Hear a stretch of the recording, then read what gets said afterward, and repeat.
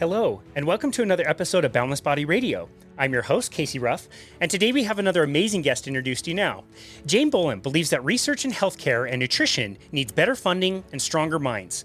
As the Chief Operating Officer of the Noakes Foundation, she established Eat Better South Africa alongside many inspiring colleagues and Professor Timothy Noakes, who we hosted in episode 61 of our show. Jayne believes in building stronger collaboration in the nutrition and science game. After realizing the dichotomy between brand research budgets and human research budgets, she decided to leave the formal research world and committed to bringing her global experience in big business research, systems, and apology chains expertise into new areas to affect change to human health.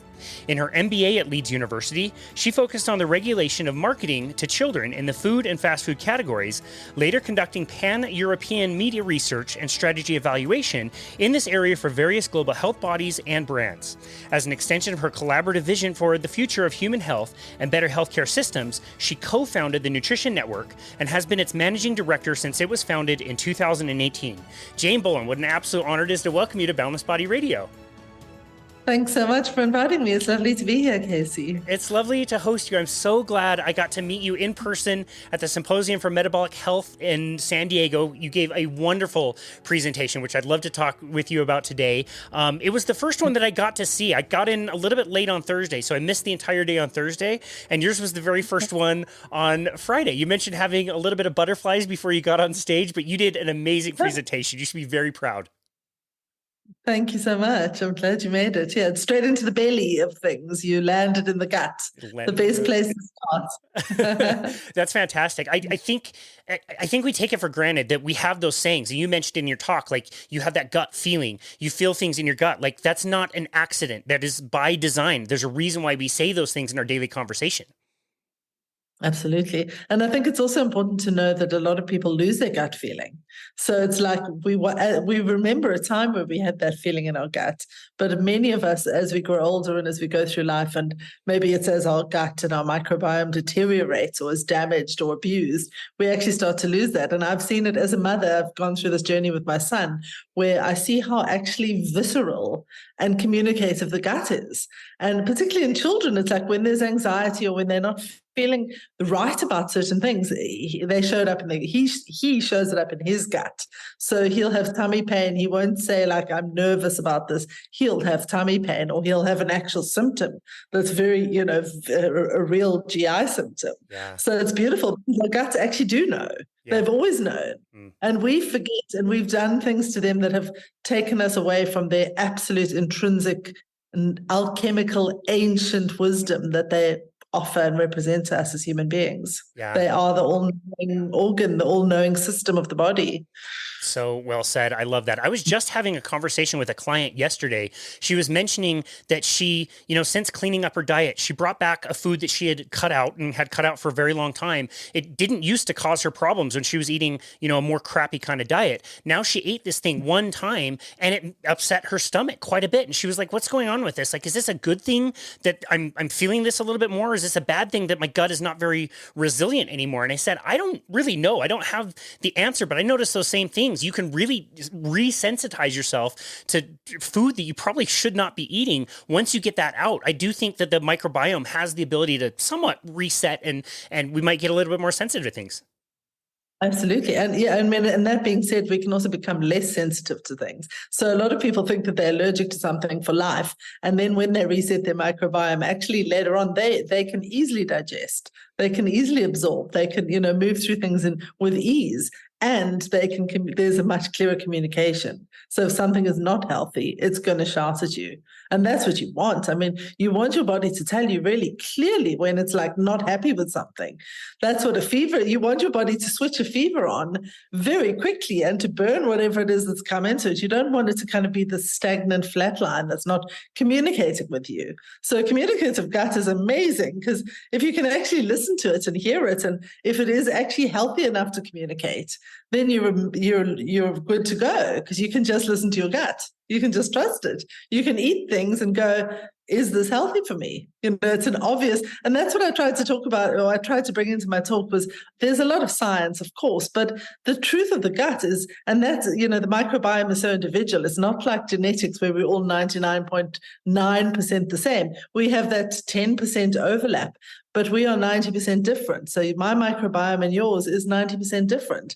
You cannot tell me what to eat, and I cannot tell you what's good for your microbiome and your body. I mean, it would be absurd. I'm sitting in Africa on a mountain with the soil and a microbiome biome around me that is totally different to where you are in the world. And your gut knows what it needs and what is good for it, as does mine. And ultimately, no diet book can really tell me that. I mean, that's the truth of it. I cannot print off a diet sheet and go, oh, this is what's healthy for my gut and for my body. I have to, trust my gut and trust my intuition and my body and my health to guide me there. And the gut is such an obvious place to start. I mean, there's lots of things, of course, that the body shows, that many of the systems show symptoms, but the first place is the gut. The most obvious symptoms and communicative signals that come from the body come from the gut. Yeah. They're talking to us all the time if we listen. And most people don't listen. They've forgotten how to. They haven't understood it for so long. They are so far away from a healthy gut and a communication mechanism with their gut. And that's ultimately what the gut-brain is. It's, it's the fact that the brain and the gut are one thing. They are not separate. They are, to some extent, and I argued in my talk in San Diego, they're the same system. It's neurons in the gut and neurons in the brain. They're very similar. And we have to understand that communication mechanism and respect it and really listen very deeply to it if we want to find health or rediscover health. Yeah. Is perhaps a better way. Yeah, I mean, that's a great segue into your story. And it's just so endlessly frustrating. Like, now we've done over 500 of these podcast episodes. A majority of them are about nutrition. And I don't feel one iota closer to knowing anything about any of this stuff and inviting all the best experts in the world that say the same thing. Like, look, there is some variance. We are different. Your story is very interesting, how you found eventually a low carbohydrate diet, but it wasn't the very best thing for you to continue to do in a very strict fashion. And that's the other thing that can happen with a lot of us as well, is like, one thing can work for now, but that might not necessarily mean it's going to work in the future for people. So trusting ourselves and trusting our gut, like you are mentioning, is the best thing that we can recommend for people. And speaking about your story, you really seem to have lived two separate lives. Can you tell us about your previous life and how your health was going and what you were doing to try to fix it, and how that all shifted eventually? So I was on the career ladder. I was living in London. I was traveling internationally at least once, if not 2 or 3 times a week, doing a lot of, nighttime flights, working 14 to 18-hour days. I was having cappuccinos throughout the day and not eating, not looking after myself, high stress, highly toxic lifestyle. And of course, what happened was I got worse and worse. I got sicker and sicker. I had metabolic disease that was worsening. I got to the point where I was so concerned about my health that I quit my job and danced and was a full-time dance teacher. And my insulin resistance got worse and worse. I was traveling the world at that point, studying dance and staying in these sort of organic vegetarian communities and living what would be on paper like the healthiest life at that point, and still getting sicker and sicker. And still going in the story of like the green diet, the green juice diet, the healthy low GI diet, the whole grain diet. Like, I was so hooked into that I ended up very, very ill. And I would say almost to the point of death when I had my son and moved back to South Africa, and then had to go on a journey where I started to actually understand. I'd been vegetarian for about 17 years at that point, down to vegan at many points of that, trying very hard to find health, and just nothing was working. Nothing was helping me to figure out that I was eating a very, very loaded carbohydrate diet. And it wasn't the refined carbs and sugars that many people eat. So, we get a lot of people that are having like 8 liters. I met a lady the other day who's drinking 8 liters of Coca-Cola a day. And I was never that person. I was like the whole grain, organic, grass-fed. Everything was so organic and so healthy, but it was laced with carbohydrates and with hidden sugars. And it was making me sick. It was making me diabetic. So I sat and cried and I ate a steak and prayed for the animal spirits and did all the things that I thought I would never do again and found a way back towards health. And that's very much still a journey for me. I think I did to a large extent permanently damage my metabolism over those years. But I found energy and vitality again through cutting the carbohydrates and starting to eat a low processed food, unrefined diet again, to just really go into a journey that wasn't about like green smoothies all the time and juices, and it was much more about animal products and getting the proteins I needed and the fats I needed. And then from there, I reached a place where I could start to listen to my body for the first time in decades. And maybe even my whole life to some extent. I started to go, oh my goodness, I've got, is it normal to have heartburn? Well, no. We've become so used to the fact that there's heartburn medications just right there with the foods, that it's become part of our diet to take all of these, from sort of laxatives to it's heartburn medications to everything in between for the gut. It's the most common source of medication that's don't even need a script for it. It's just there. It's like part of the food system almost. And that's not normal. It's like if we're taking anything, if we're having any symptoms, whether they are on the low end of the scale, like bloating and constipation and diarrhea and heartburn and any of these things, those are the signs your gut's telling you, like, there's a red flag here.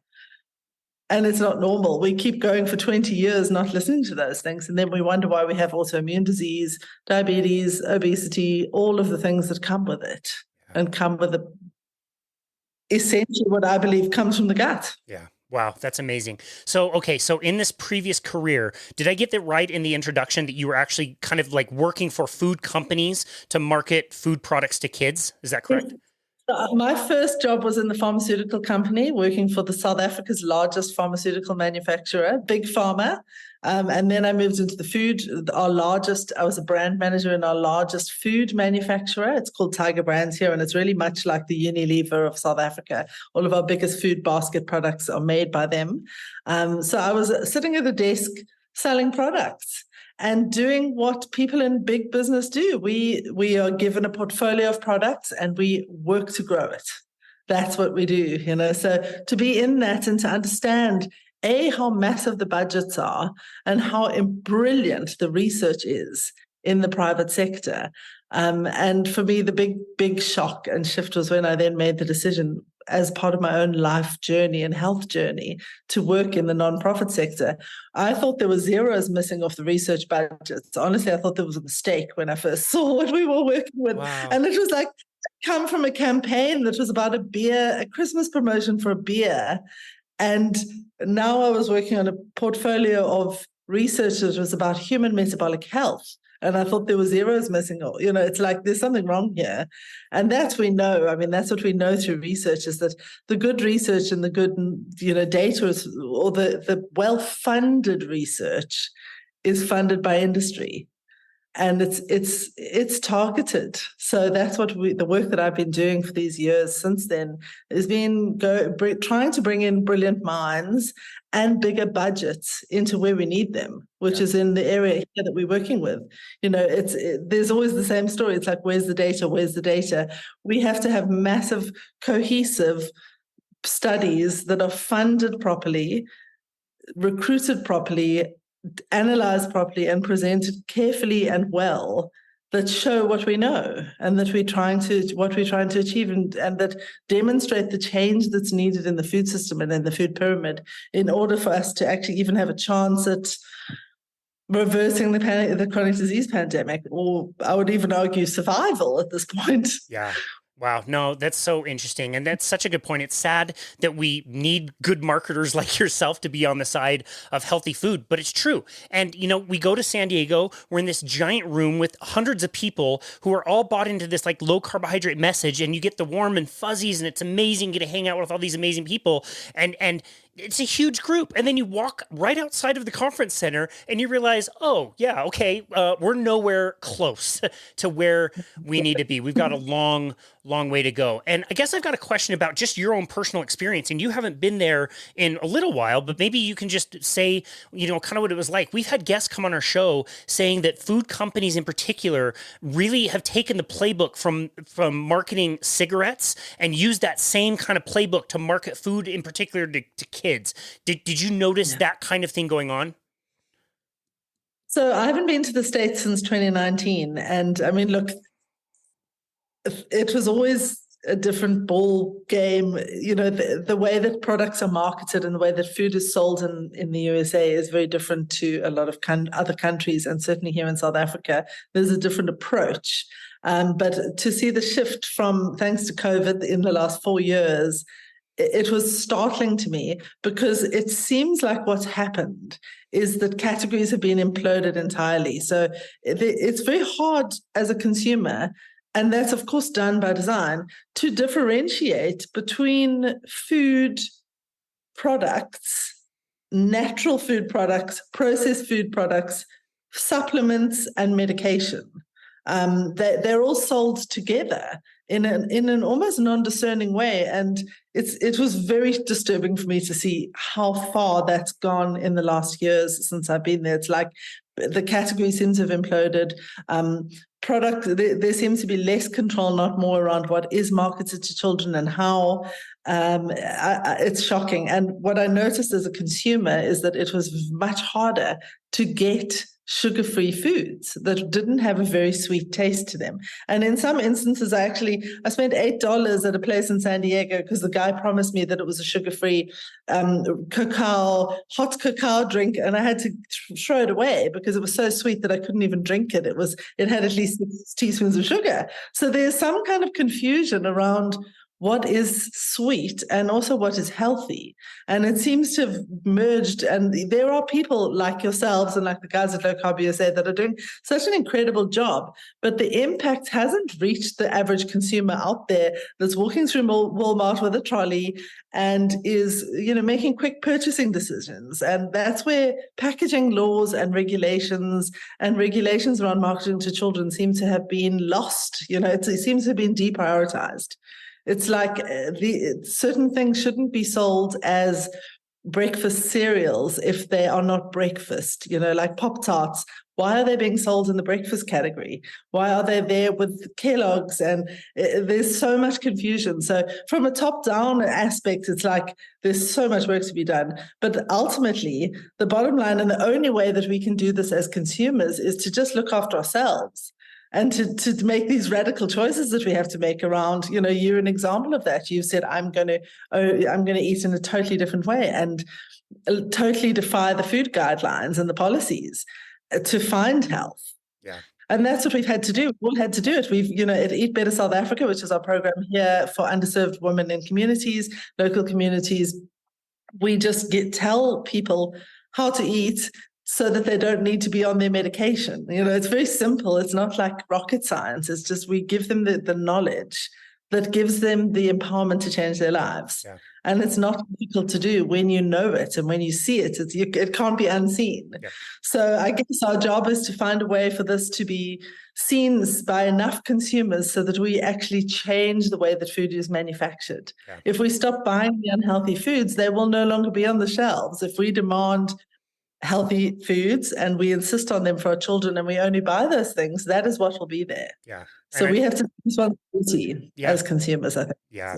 No, and I love the title, Eat Better. You didn't call it eat perfectly all the time and be super strict. You just said eat better, like take a step in the right direction. And, I've done really well for the last 4.5 years on carnivore, so I don't typically go into the middle part of the grocery store. I usually go to the clearance meat section and find whatever looks good and tastes good or whatever. So after not going to the middle of the store a few weeks ago, I decided I'm just going to kind of cruise the aisles and see what's there. And it's shocking to see brands of candy are now in ice cream, they're in cold cereal, they're in the Pop-Tarts that you mentioned, they're in granola bars, they're on every aisle, and it's brightly colored, and it looks amazing. There's normally cartoon characters. Like, I don't understand how, Beautiful. yeah, totally, how people have a chance in that world is beyond me. And you're right, like the consumer level is where we need to start, and getting this message out there will help. I'm curious, where did you find out about a low carbohydrate diet, which is exactly the opposite of what you'd been taught, what you've been doing your entire life? And what was your reaction when you started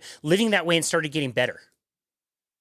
So I did the Atkins diet long before before Banting in South Africa became famous, and it worked well for me. But at the same time that I was on it, I lost a sister to cancer, and that made me go into fear mode, and I abandoned it totally and went back to a very plant-based diet for many years, and then saw deterioration and deterioration. And then when I joined the Noakes Foundation, I was eating kind of an average carb diet. And in the first week that I was at the Noakes Foundation, Donnell O'Neill and Sami Inkinen were in South Africa launching Serial Killers 2. I don't know if you've seen that, but it's a brilliant documentary. And I watched it, and we had a conversation afterwards. And I said to my fiance on the way home, I'm done. I'm not eating carbs. And I literally didn't eat a single carbohydrate for about 4 years after that. I was under 20 grams of net carbs a day. It was amazing for me for a long time. But then I needed to bring in some carbs again into my diet, and I needed to start listening to my body and changing the way that I ate. And that's how we go through life. We change as we go, especially as women. Our hormones change, our life circumstances change. We have to keep listening. We have to keep changing. We have to keep bringing in things that are working for us. We have to explore diversity, whether it's, in our diet and in our microbiome and in other areas in our lives through the biome that we're exposed to. We have to keep changing, and we have to keep learning. So that is what I think we're doing as a community, and we're finding ways to include the reality that we're all slightly different, but that there are common broad brushstrokes around the errors in the dietary system, and that's what we have to tackle. It's like somebody that's eating 90% refined carbohydrates, which is what we're seeing certainly in our country and South Africa, and I think it's pretty similar in the States. You cannot argue that it's a healthy diet. It's like no matter how it's constituted, it's just that is not a diet fit for human health, and that has to change. And within that, there are many ways that you can do that, and you can do it in a way that you find out what's right for your body and your biome. And that's so important. And it has so many legs to it. When I was at the height of my vegetarianism, I was like one of those really, confident. And I believed that like everyone that ate any meat was going to, die and their guts were rotting. And I was going through some old boxes of my mom's, and I found this old meal plan that my grandparents had. It was a menu from a dinner that my grandparents had been to. And it was like meat, meat, meat, meat. It was a 10-course meal. And I think even the dessert was like a meat of some kind, Wow. like a sweet meat. It was amazing to see. It was like, okay, well, this is where we come from. This is where I come from. It's only a couple of generations back. But, we all know when we look on the ancestral journey of where we've come from, that we're not eating a diet that's right for humanity and that's fit for human consumption right now. Yeah. And the work that we're doing and that I'm doing is to bring that back. So it's to bring it into healthcare in a way that doctors and nurses and dietitians start to include alternative perspectives and start to bring in a more comprehensive, non-allopathic medicational approach to the treatment of chronic disease, and which is ultimately, we're trying to move away from the discussion around disease and say, well, what does it take to be healthy? We don't want to be not sick. We want to be vibrant, healthy, and alive. And that's where we're hoping that humanity can be heading. But when we look at the numbers, it's not really great right now. Yeah. It's like we have to make these radical choices that are rebellious to be healthy and to live a vibrant life, which is our birthright. Yep. I love that. That's such a great point. It's always interesting when you see like menus from the Titanic or whatever, that's very, very meat heavy. That's what we would have wanted. And it's not only that we wanted the meat, it's that you have to remember that a lot of plant foods would not have been as widely available as they are now. If you lived in a northern climate, you couldn't eat mangoes. Now you can. All of that has changed in the context of how we get our food and how we produce our food. I'm really curious. This always makes me curious to know. I believe it's a little bit more complicated to do a low carbohydrate diet with women than it is for men. That's just based on my experience. How does a female know if she's maybe pushed a low carbohydrate diet a little bit too far and she needs to start reintroducing some carbohydrates back into the diet? And what does that look like? So the first thing I'm going to say is that if you listen to your gut, it will normally tell you. So that's one of the big things. It's like, is your gut really healthy? Or are you having to do things around to have like a very healthy, a bowel movements at least once or a few times a day, ideally? Are there signs that are coming from your body that are telling you that there's something wrong, like actual pain or niggles? Or, kind of different noises or feelings that are coming from your digestive system. Those are all things that are direct communication tools. And then beyond that, of course, not everyone, as we talked about earlier, not everyone's guts are actually aligned in a way that they can feel. So we don't necessarily even feel pain or feel the discomfort anymore. We can be so far from the connection to our actual gut and our bodies. Well, then it's like, are you actually feeling good? So it's very obvious. It's like if you're eating a diet that makes you well, you should feel good every day. You should have energy. You shouldn't feel like crap when you wake up in the morning and need to mainline coffee necessarily to actually wake up. You should sleep okay. Those are the obvious things. And if those aren't in place, then we can't really say that our diet is serving us necessarily. And of course, beyond that is that we have to look at other things too, which are not necessarily talked about or kind of explored enough, particularly with women, but with everyone, is around what the underlying traumas and stresses are in your life. So it's not always about diets, it's also about the environment that you're consuming and the environment that you are living and operating in.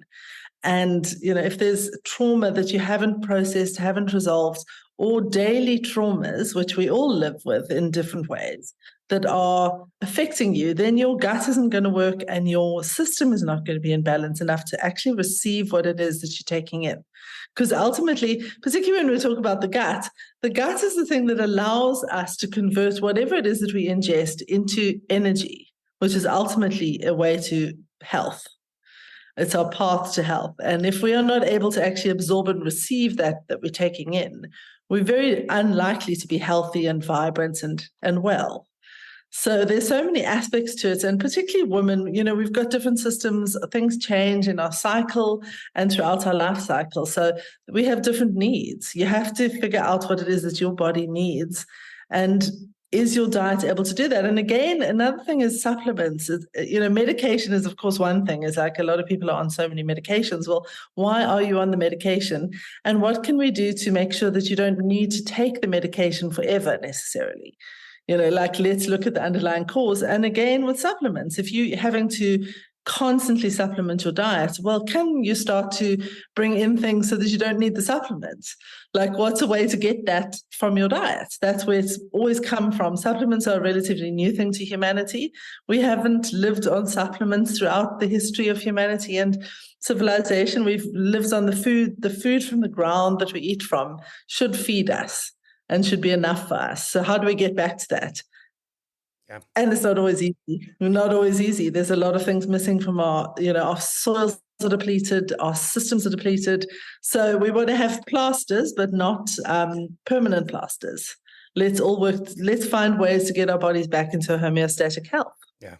Yeah. And well, you mentioned trauma, and I remember you talking about some of your own traumas that you were dealing with. And part of that was cultural, right? Just being in South Africa carries with it a bit of kind of cultural trauma as well. Can you talk about that a little bit?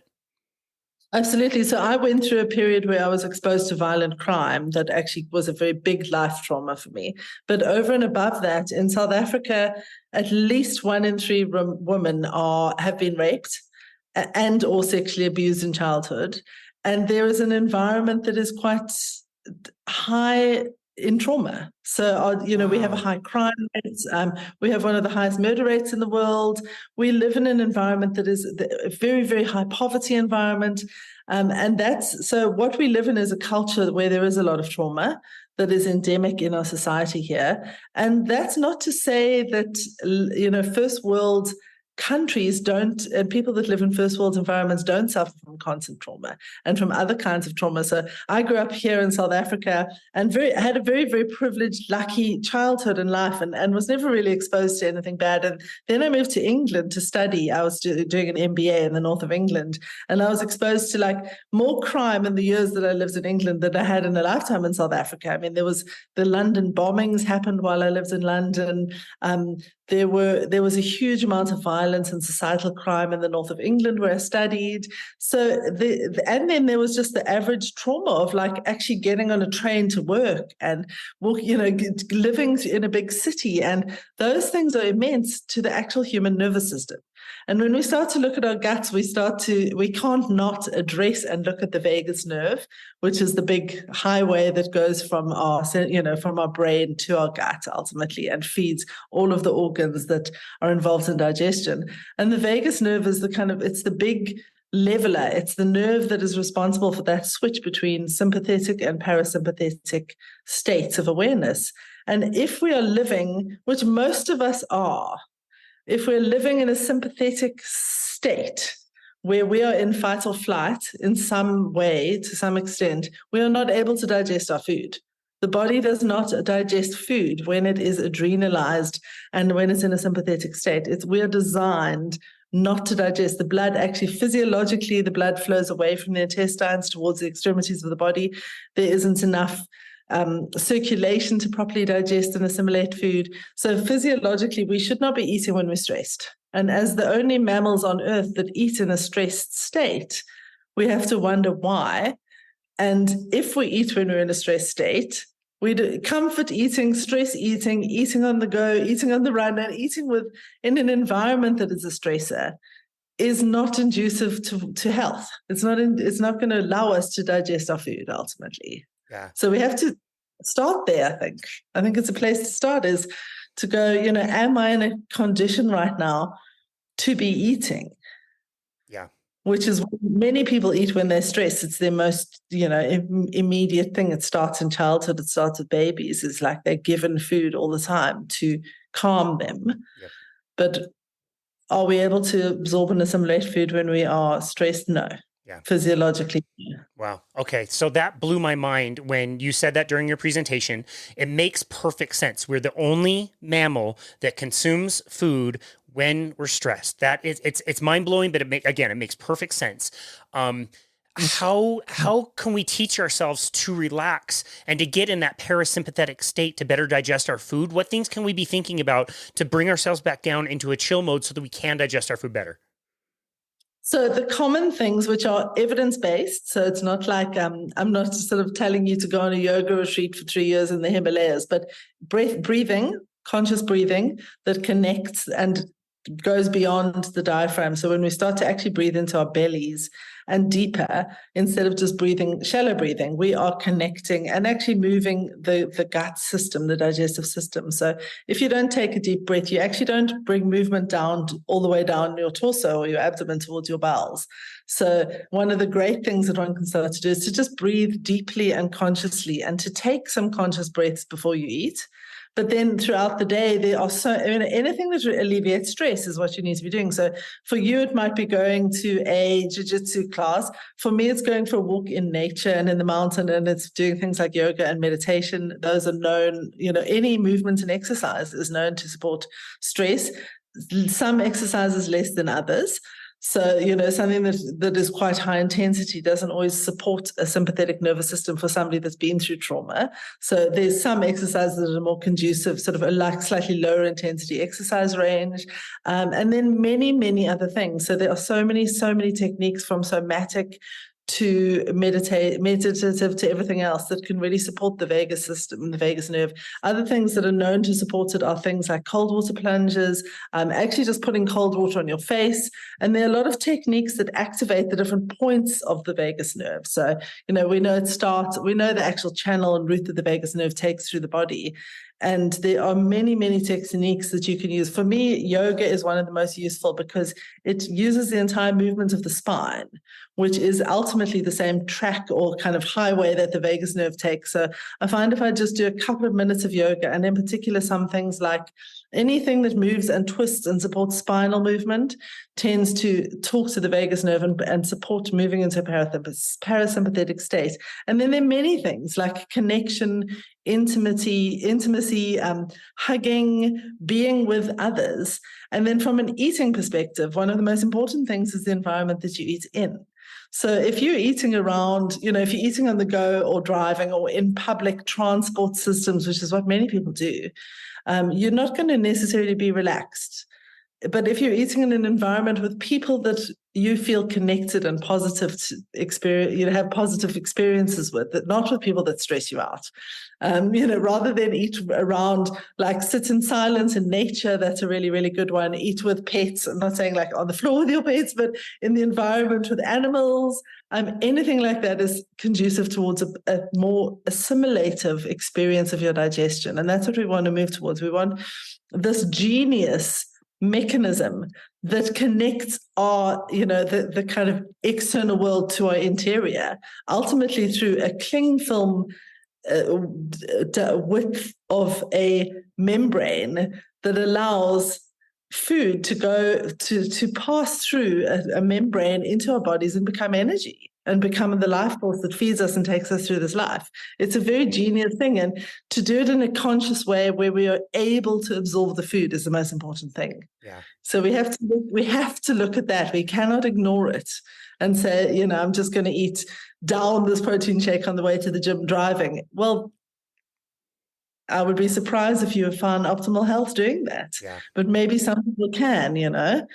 Certainly not in my experience. So I've been able to eat them. I've eaten the perfect diet and found that my health hasn't improved because I haven't been looking at the way that my nervous system interacts with my gut and the way that my mind and body are connected and need to be fed simultaneously and in a healthy, vibrant, life-giving way. Yeah. No, that's so good. Just to reiterate for the listener, Jayne did not tell everybody to go eat pet food with their pets. She said, have pets around, different things. Don't get confused. That's not what she said.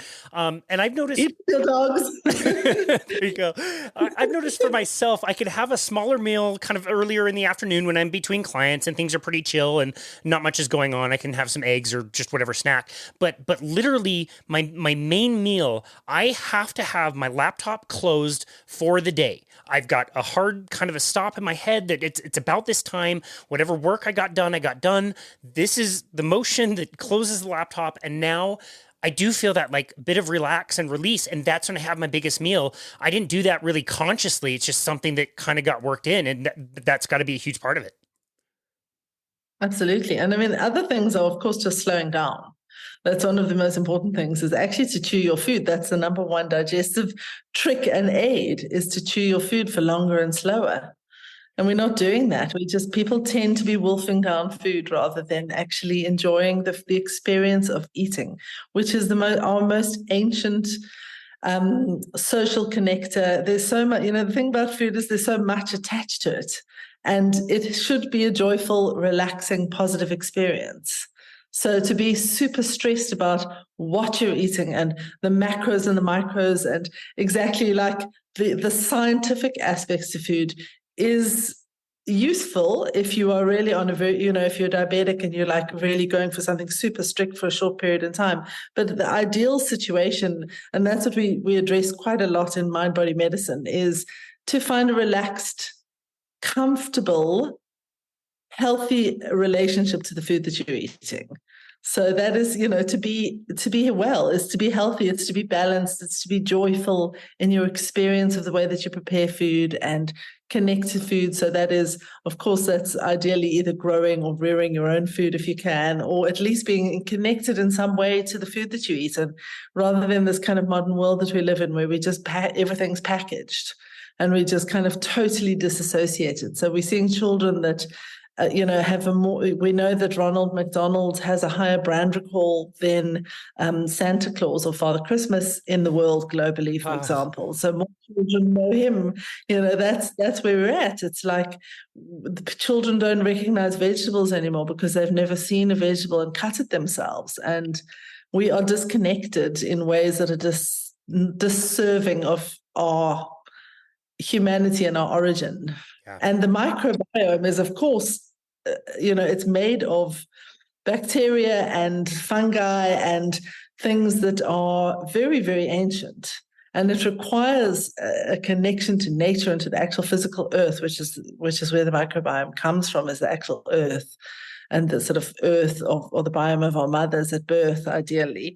And if we're so disconnected, we're eating in very sanitized environments where food is no longer actually showing vibrancy or presence of the kind of bacteria that we require to survive and to reach health. Yeah. Wow. Yeah. Well, that's super interesting. You had some beautiful slides in your presentation about some of those open markets where people were touching all the food and everything was a little bit dirty and not totally sanitized. And these cultures around the world, they don't break things down the way that we try to. They don't identify the micros and the macros and all the things that we like to do. It's culture. It's sharing, which is exactly how we would have evolved. Like, maybe you have a bit of stress earlier in the day as you're going out looking for your food. You're going to hunt, you're going to gather, but once you get it, you have enough that you can then share with everybody in the group. And so that does kind of support that sympathetic and parasympathetic state that you were talking about. You had some fascinating information about the microbiome. We've mentioned the vagus nerve. You already mentioned that the brain and the gut are one and the same. How literal is that? So our gut is made up of and interconnected to something that's called the enteric nervous system, which is basically a map of neurons and nerve pathways that come out of the vagus nerve. So the vagus nerve comes down from our brain, it wanders through our abdomen and across most of our organs. I've got a brilliant picture of one that I usually share. And then it turns into kind of an incredible little almost like a capillary network that is enmeshed in the small intestine, and that is, and the other parts of the intestinal tract as well, and that is how the communication goes. So what we know is that up to 90% of our serotonin receptors are actually in the gut; they're not in the brain. So if our brains aren't, if we're struggling with serotonin absorption presence, if we're on things like SSRIs, we've got to start to look at what's actually going on in our gut, because what we now understand and what science is now showing us is that mental illness is usually gut illness. It's one and the same thing. So this super neural system and pathway that connects our gut, it's why it's called the second nervous system, or the gut brain, the enteric nervous system, is directly talking to and constantly communicating with the brain. And that's what tells us what our body needs ultimately.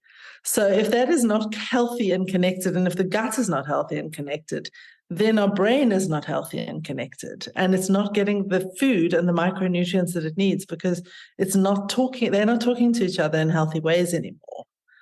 And that's so important. It's like our gut and our brains ultimately are one and the same thing. And we've made this distinction. We have our gastroenterologist and then our psychiatrist, and they're like looking at it, and whatever else we've got, all these specialists that are very siloed, they've stopped looking at the entire system in the body. So when you go to your gastroenterologist and they put a scope down your stomach and they tell you that you've got whatever's going on in there, and then they put you onto the medication related to it, they're not saying to you, well, what's happening with your mental health? And vice versa. So very, very few psychiatrists, there are a couple now that are saying, okay, well, what's happening with your digestive health? You've got these mental health problems, but what about the other systems, and what are the problems going on? Are they communicating with each other? And how can we bring back that communication? And this is where the vagus nerve becomes important, and why so many people are so passionate about it, is because it's that nerve, it's that connector between the gut and the brain ultimately. And if we can reconnect the gut to the brain and remember that they are actually the same thing, and that they are these genius mechanisms that have, and the other thing that's really amazing about the gut and the brain is that they're the two places, there's a couple of places in the body, but particularly the gut and the brain have these barriers these tight, thin barriers. So there's the blood-brain barrier and there's the gut-blood barrier.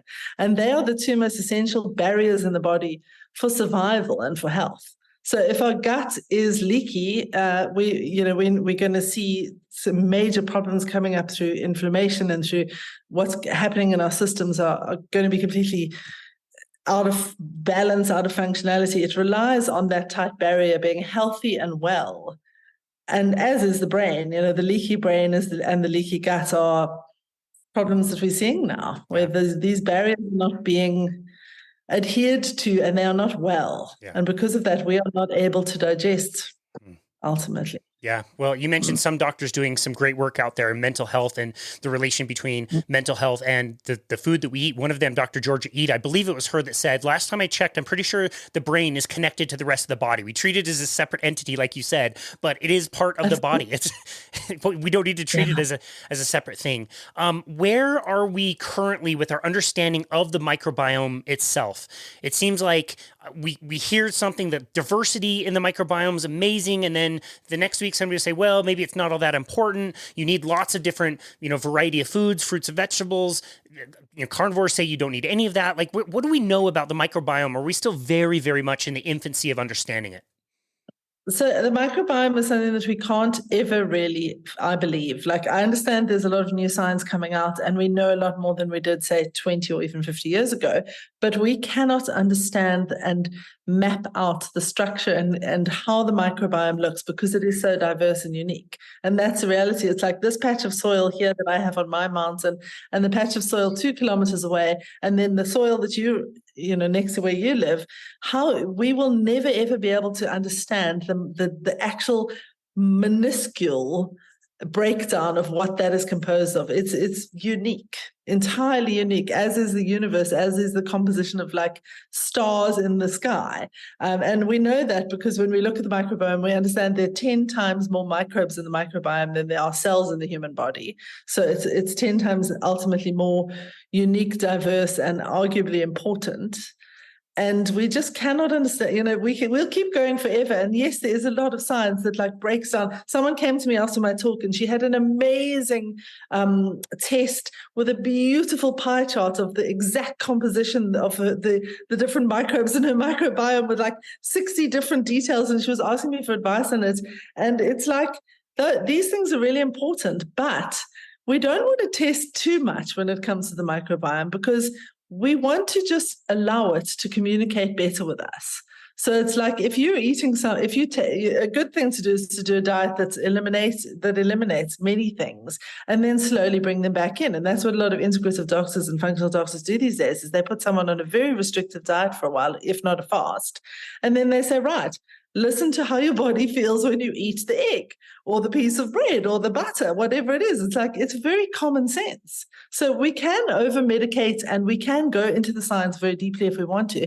But ultimately, our journey as a human being is to understand what this microbiome is that this body is made of and how we can feed it healthily in a way that's going to give us the best possible outcome, which is hopefully a healthy, long life, if that's what we want. Yeah. And that's not the same for everyone. And every microbiome, if we know that there's only 10% similarity between microbiomes, our job is to figure out what ours needs on a day-to-day basis. And until we find that, we will not find health. Yeah. We'll just keep going forever through the science. Yeah. Well, your research on the gut and its relation to all of this stuff, including the brain, is absolutely wonderful. Your presentation was amazing. Is there anything I haven't asked you about the gut and its importance in health before I ask you about the Nutrition Network? So I think the gut, what I want to say about the gut as well is that I went through that phase where I read every study, and I'm a big science reader. So I was like reading every study, and I was determined to eat the perfect diet, which was, every food group that you look at, you find the pros and the cons. You can find the study on everything. And I went through a stage where I was, to be honest, I was basically eating like broccoli, lettuce leaves, olive oil, and eggs. And then I found a study that made olive oil seem like it was less healthy. And it was like, I kept limiting myself more and more to the point that it became almost unmanageable. And then my health took a serious knock because of it. And I had to just change my approach to things and to like expand my repertoire and my horizons and have more fun with it and be more experimental and take myself less seriously. And I think that's important. We get very serious about our diets, and our guts they are unique, extraordinary things that we have to allow the opportunity to communicate with us. So it is actually communication 101. It's like, what is going on here in my body? And then what can I do to respond to it? Like, do we talk to ourselves? Do we talk to ourselves? Do we talk to our guts and listen to them? Or do they listen to us, and do we respond and change? And that's how the nervous system works. It's like it's always talking to us. It's telling us things all the time. It's telling us about environments that we're not comfortable in. And we override those things constantly because the modern world tells us to put other things before our health and our guts and our intuitive feelings. So we know what we need ultimately. We just have to find a way to start to listen better and experiment better to allow the feedback loops to come in. I love that. Yeah, I love that. You've given us so many good practical tips and tricks that we can bring more of that into our lives. So I really do appreciate that. Tell us about the Nutrition Network and tell us what your mission is and what your priorities are. So we started off wanting to train 30 doctors in South Africa because we didn't have people to refer people that were on our programs to when they had medical conditions. And we now have trained over 7,000 healthcare workers around the world. We're in over 120 countries. And we basically, our mission and our dream is to change healthcare one practitioner at a time. So understanding the impact that healthcare workers and coaches now have on patients and how they have through this network that we've built, we believe that we do have the potential to change the world for the better. And that's through one practitioner and then one person and every meal that they have at a time. It's like, how do we actually educate people better? How do we support them to come off chronic medications that they've been on for decades that are just making them sicker? How do we reverse chronic disease? Well, it's through healthcare. It's through the actual practitioners and the people that work with them, to coach them in particular. So we're seeing a junction more and more between, how traditional healthcare and coaching need to come together, particularly with the diabetes and obesity reversal. The biggest and best results come when we work together. Yeah. Let me give you a really recent example of why this message is so important. I did a consultation for somebody. This has now been 4.5 years ago, before the pandemic. Very type 2 diabetic. I believe he was in his late 30s.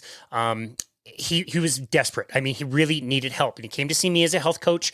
The person who referred me knew I did low carbohydrate. I got one touch with this guy. We did our consultation, took an hour and a half, something like that. I told him, okay, like with diabetes, like carbohydrate is now a poison to you. You need to start to get this out. Let's try eating more fats, more proteins, and that kind of thing. I never really got a chance to follow up with him much. We ended up following each other on social media, and I'd send him an encouraging message here or there. Just yesterday, I saw the picture in the hospital bed with the very first amputation, and this foot looked really bad. Really bad. And his whole priority for changing his health was he wanted to play with his kids. He wanted to be alive for his kids. And knowing the stats that we know now about what happens after you get your first amputation, it's not good. It's just not looking that great. And I reflect on that and think, like, what could I have done to have more impact? But also knowing if his doctors knew, if some of the nurses knew, the people that he's been working with could also have given more information or reinforced what we were talking about, maybe he would have had a better chance when it was early enough that he could have reversed everything. So that's why this message is just so critical. We have to get to the practitioners so they can start to get the message a little bit more from the top down. We've got a cleaner who is just the most wonderful lady, but she has got terrible hypertension. I mean, so bad, like we don't even know how she gets to work some days. And she's on so many medications. She's obese, she's diabetic, and she puts 4 brown sugars into her tea 3 times a day when she comes to work. And 23 years ago, a nurse in a clinic said to her, with your blood pressure, you can have sugar as long as it's brown sugar, and that's the healthy one. And 23 years later, that nurse is still in her mind, like she will not give it up. Healthcare workers don't, and nurses in particular, they're a really, really big influencer group, don't realize the impact they have on patients, and the little things that they say are there forever for some patients. And that's like, that person could be solely responsible for her, long-term, her death ultimately. It's like she still believes that person. So there has to be better education. There has to be really clear understanding of nutrition. And it's unfortunately not communicated in medical school. We know that. It's like doctors are not taught nutrition. So they don't deal with it. They think that's the dietitian's job. Yeah. Wow. I mean, you think about that quantity of sugar one time a day, multiplied by as many times as a day, as you said, by 1 year, by 23 years. That is a literal mountain of sugar over that course of a lifetime. When you have 5 liters of blood in your body with less than a teaspoon of sugar circulating at any given time, no wonder health is where it is. But I love the mission. I love the work that you guys are doing. I've followed the Timothy Noakes Foundation for a very long time. Like I said in the introduction, we were very fortunate to host him on the show. And I'm so glad I got to be introduced to you and all your research and got to meet you in person in San Diego. This was a lovely conversation. I learned so much. And like I said, I think we're walking away with a lot of really good practical tips and tricks that we can all implement in our lives. So Jayne Bullen, where would you like people to go to find you, to connect with you and your work? So our website, nutrition-network.org, and you can find us on all social media platforms. And yeah, we're hopefully we're everywhere. We should be easy to find. Absolutely. And being the marketer that you are, you're a big part of that and pushing that message forward. And yeah, there's too many of these stories of people that haven't found the right information and have really suffered, and the people around them who've suffered. We're in a bad place. And so to get this message out any way that we can is so critical. And you're just such a big part of that. So Jayne, thank you so very much for all the work that you do. Thank you for your wonderful research and presentation about the gut and the gut health. And thank you for taking time to be on our show today. We really appreciate you. Thank you so much, Casey. It's lovely to be here and to get to know you a bit better. Yeah, it was lovely to host you. And this has been another episode of Balanced Body Radio.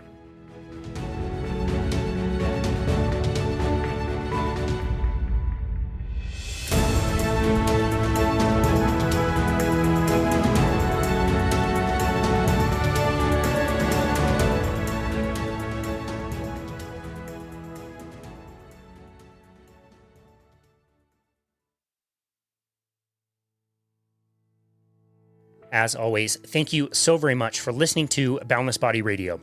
I know I say this all the time, but I really do mean it. It has been such a joy to make and produce this podcast and to watch it grow. Our business started in the pandemic in July of 2020, and we started the podcast in October of 2020. So it has been 3 years now. And to see that we have generated over 400,000 downloads worldwide is just simply unbelievable to me. This year in particular has been such a blast to travel to different health conferences and not only meet some of our amazing guests, but also to meet many of you, our listeners and supporters. We really just can't thank you enough. As always, feel free to book a complimentary 30-minute session on our website, which is myboundlessbody.com. On our homepage, there is a Book Now button where you can find a time to speak with us about health, fitness, nutrition, whatever you like.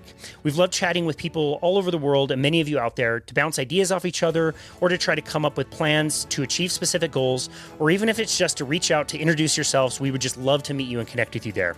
Also, be sure to check out our YouTube channel if you'd like to watch these full interviews, and also the shorter interviews on more specific topics that are taken from these full interviews. We've gotten really good feedback over there. It's also a really fun way to interact with people who comment. We read and reply to every single YouTube comment we get. So head on over there if you want to start a conversation and watch these videos. As always, if you haven't already, please leave us a 5-star rating and review on Apple. It really is the best way to make sure this podcast gets out there to more listeners. We've been able to keep Boundless Body Radio ad-free for 3 years and really want to continue to do so. And so your 5-star ratings and reviews are the best way to support us at Boundless Body and support the podcast. Cheers. Thank you again so very much for listening to Boundless Body Radio.